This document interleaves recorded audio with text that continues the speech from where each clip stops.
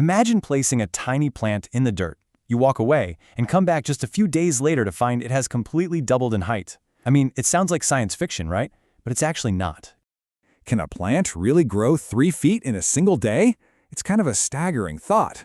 But certain species of bamboo do exactly this. They're the fastest growing plants in the entire world.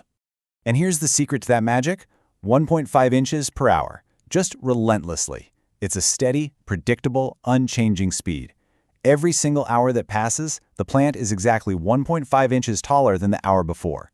In math, a constant rate of change like this bamboo's growth cycle has a very specific name, and it's what we're going to master today. By the end of this explainer, you're going to understand this concept inside and out, the formula behind it, and exactly how to apply it. Here is our roadmap. We'll cover the magic of constant change, decoding the linear formula, calculating the slope, graphing linear functions, and finally, parallel and perpendicular lines. Let's just dive right in. All right, Section 1. The magic of constant change. So a linear function is simply a function with a constant rate of change. And if you plot it out, its graph is always a perfectly straight line. Now, you've probably seen this super famous equation before, f of x equals mx plus b. This is known as the slope-intercept form. But look, I don't want you to just memorize a bunch of random letters. Let's understand what they actually mean in the real world. It helps to think of these variables almost like characters in a story. M is the action. It's the speed, the rate of change. It's our bamboo growing exactly 1.5 inches every single hour.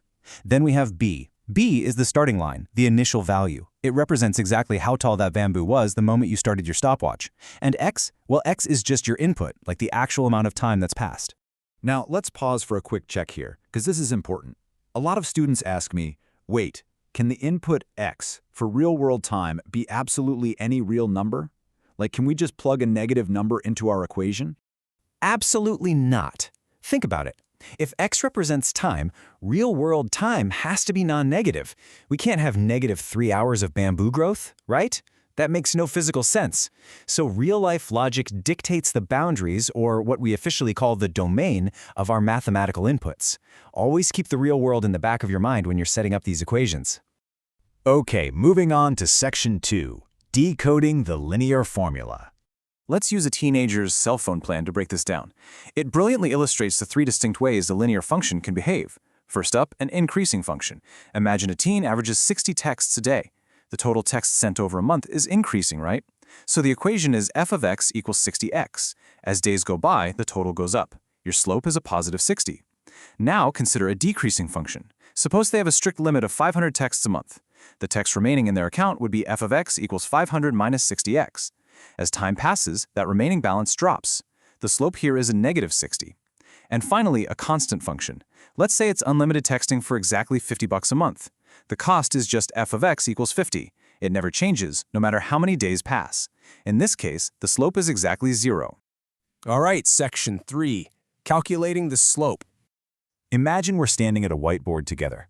If the slope isn't just handed to you, here is the logical step-by-step way to find it. Step 1. Pick absolutely any 2 points on your straight line.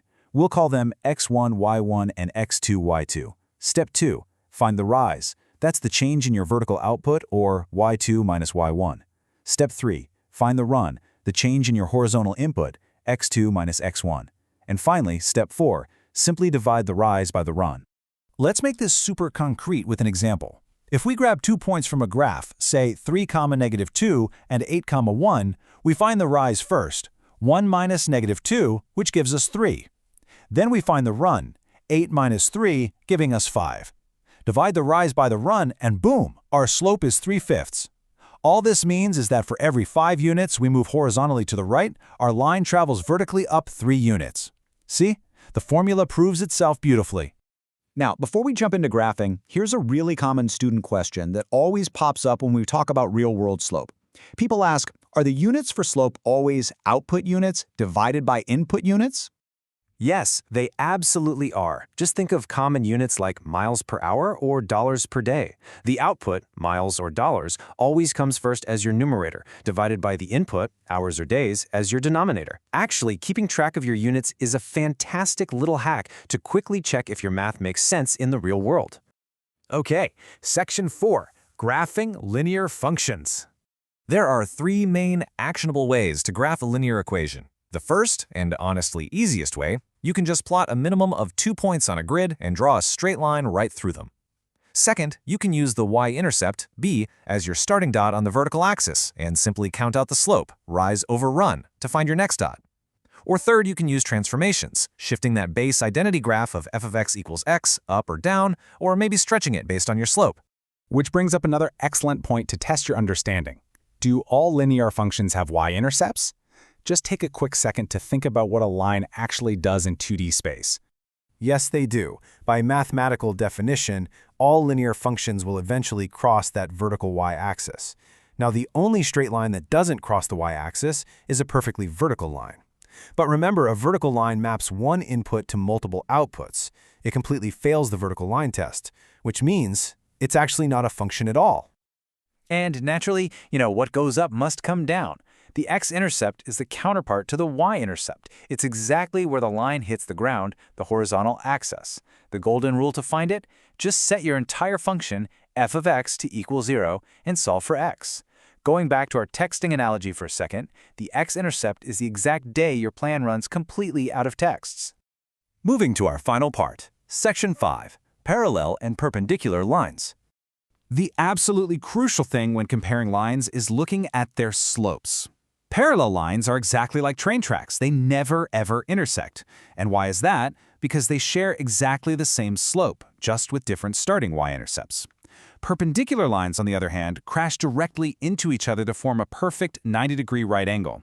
And for this to happen, their slopes must be what we call negative reciprocals of each other. Let's look at a rapid-fire example of this negative reciprocal rule in action. If line 1 has a slope of 2, a line perfectly parallel to it will obviously also have a slope of 2. But a perpendicular line, well, you take that 2, flip it upside down to get a fraction of 1 over 2, and then you flip the mathematical sign from positive to negative. So the perpendicular slope is exactly negative 1/2. So we've covered the magic of the constant rate of change, we've decoded the formula, calculated slopes, and graphed our lines. But before we finish up, I want to summarize all of this by leaving you with a question to chew on. If you know the linear function for two different maglev trains moving at different speeds right now, how could you use math to predict exactly when and where they will inevitably cross paths? That single question unlocks our next huge topic, systems of linear equations. Until then, keep analyzing the constant changes in the world around you